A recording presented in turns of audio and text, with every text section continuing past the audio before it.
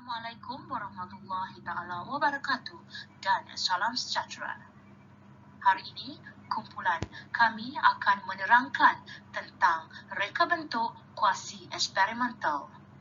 Ahli kumpulan ini terdiri daripada Nurbazura Azlina binti Muhammad Nawi, Nik Mawarni binti Haji Ibrahim, Nik Siti Samihah binti Haji Ibrahim dan Nur Hazlina binti Alias.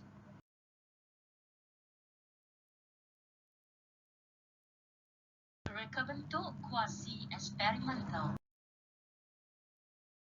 Reka bentuk kuasi eksperimental digunakan apabila responden tidak dapat diagihkan secara rawak.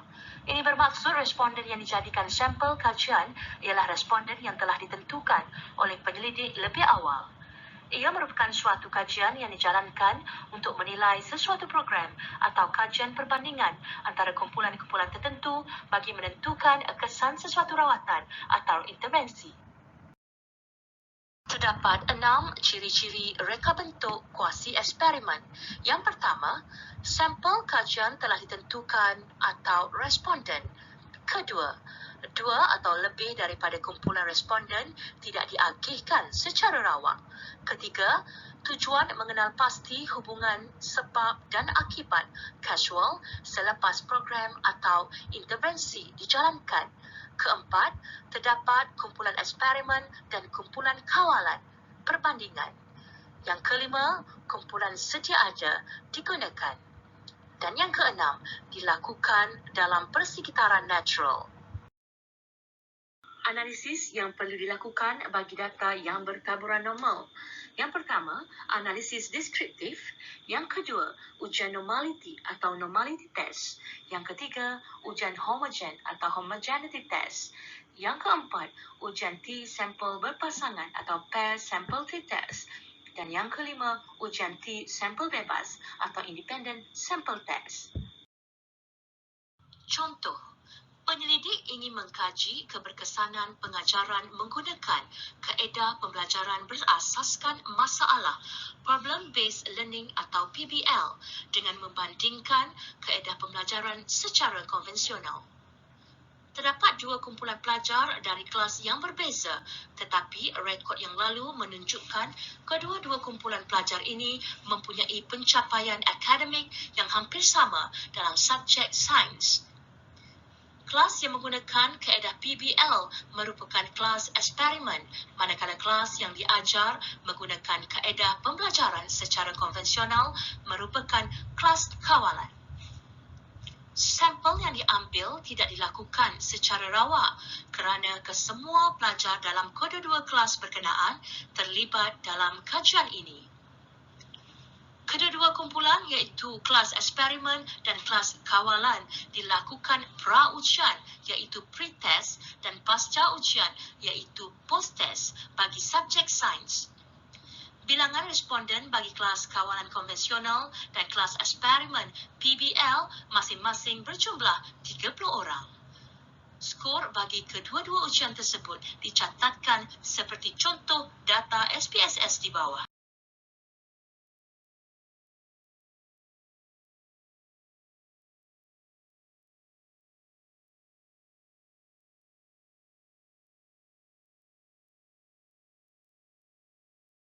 Berikut merupakan prosedur SPSS bagi ujian kuasi eksperimen, analisis deskriptif.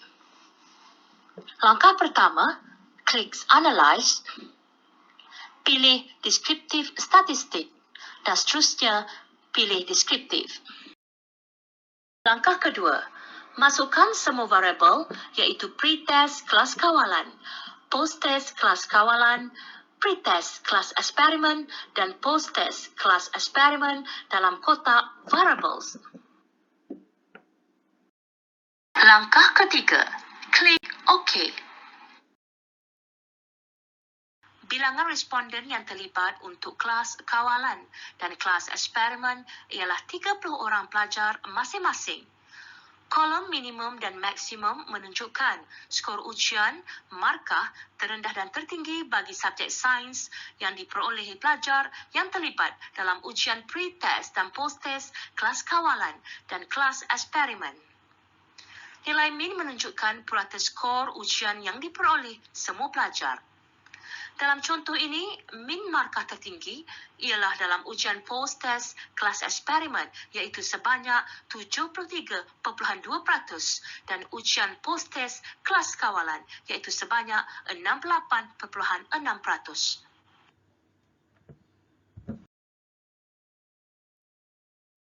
Ujian normaliti dan ujian homogeneity.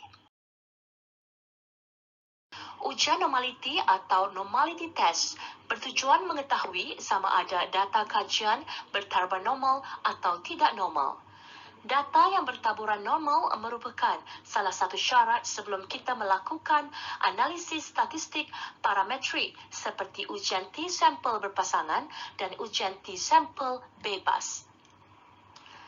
Ujian homogeneity atau homogeneity test pula bertujuan untuk mengetahui apakah terdapat keseragaman data varian sama bagi kumpulan yang dikaji. Kedua-dua kumpulan data iaitu kumpulan kawalan dan kumpulan eksperimen perlu ditentukan sama ada bersifat homogen iaitu sama atau heterogen atau tidak sama. Data yang bersifat homogen merupakan salah satu syarat dalam ujian T-sampel bebas iaitu Independent Sample T-test sebelum dianalisis kuasi eksperimen dijalankan. Data-data yang perlu dikumpul bagi tujuan analisis ini ialah yang pertama, pra-ujian iaitu pre-test kelas kawalan konvensional. Yang kedua, pasca ujian post-test kelas kawalan konvensional. Yang ketiga, pra-ujian pre-test kelas eksperimen. Dan yang keempat, pasca ujian post-test kelas eksperimen. Klik Analyze. Seterusnya, pilih Descriptive Statistics dan tekan Explore. Masukkan pre-test dan post-test dalam kotak Dependent List. Masukkan kelas dalam kotak Factor List.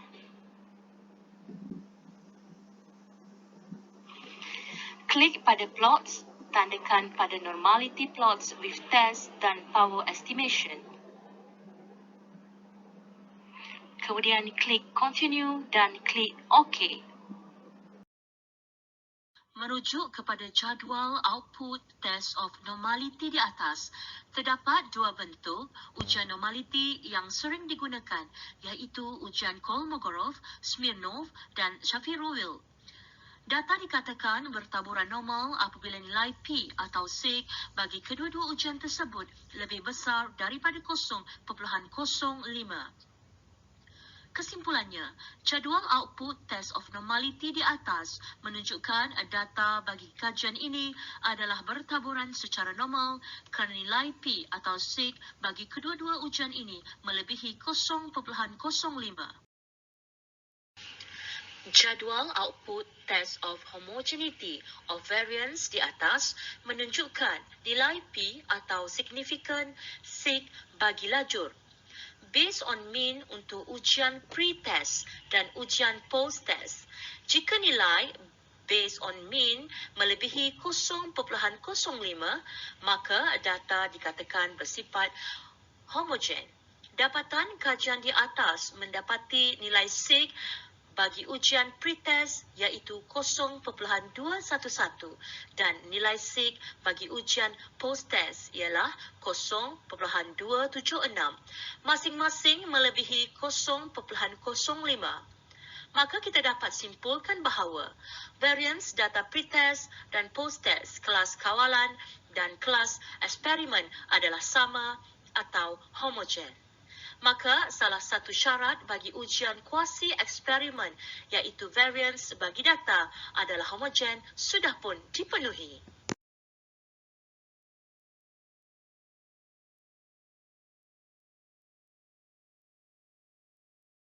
Ujian T-sampel berpasangan iaitu pair sample T-test bertujuan untuk mengetahui sama ada terdapat perbezaan min bagi dua sampel yang berpasangan. Data yang bertaburan normal merupakan salah satu syarat sebelum kita melakukan analisis ini.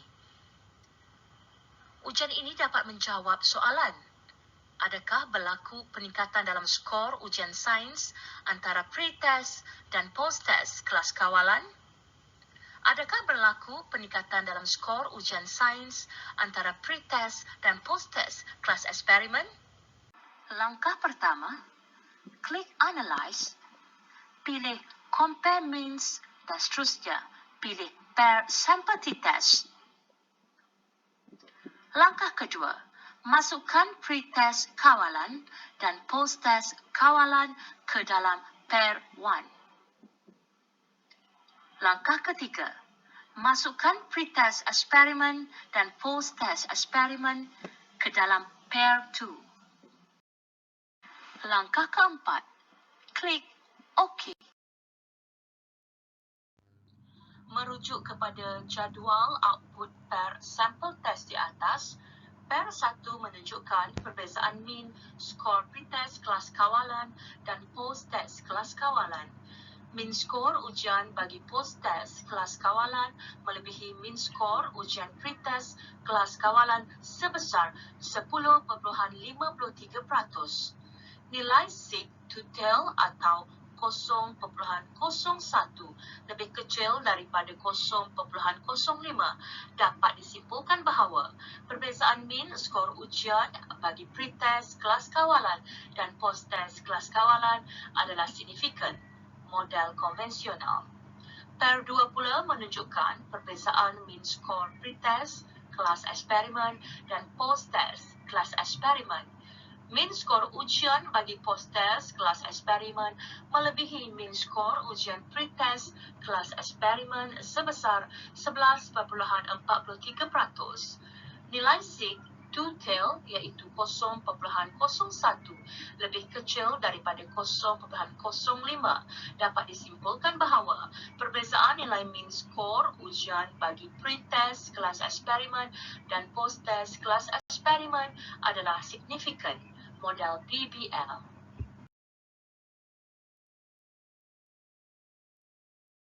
Ujian T sampel bebas. Analisis ujian T sampel bebas atau Independent Sample T-Test bertujuan mengetahui adakah terdapat perbezaan min bagi dua kumpulan sampel yang bebas, tidak berpasangan, antara satu sama lain. Syarat bagi ujian T sampel bebas ini adalah data perlu bertaburan secara normal sebelum ujian kuasi eksperimen dijalankan. Dalam ujian normality dan ujian homogeneity di bawah subtopik 9.31, di atas telah membuktikan bahawa data bertaburan secara normal dan homogen. Oleh itu, ujian T sampel bebas boleh dilakukan. Langkah 1. Klik Analyze. Pilih Compare Min dan seterusnya pilih Independent Sample T-Test. Langkah 2. Masukkan skor ujian markah dalam kotak Test Variable. Masukkan kelas dalam kotak Grouping Variable. Langkah 3. Klik Define Groups, tandakan 1 untuk Group 1 dan tandakan 2 untuk Group 2.